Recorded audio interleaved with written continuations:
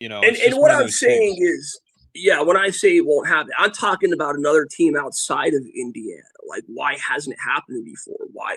It just, if everybody could just coach and just bring in, of course, fit is important.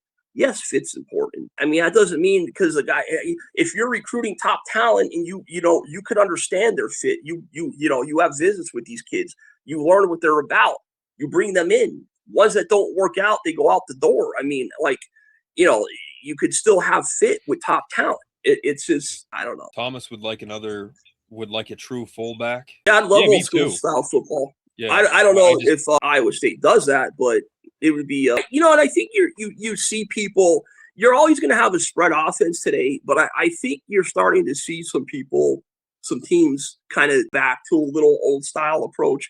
Like nobody will use a true fullback anymore, but they'll just take a tight end and use it as an H-back, just use him as a fullback. And I'm sure Rapp could do it. Rapp was a pretty good blocker. He's obviously got the size.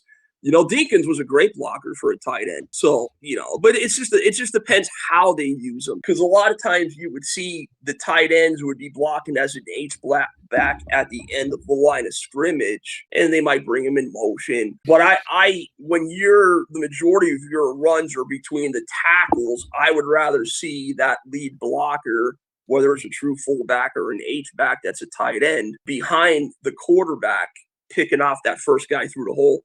That was one of the things that made Penn State's running game under Paterno all those years so great. It was just that fullback. I watched that fullback, just whoever that first guy was coming through the hole, that fullback would take care of him, and that would spring the running back for another. It would spring the running back.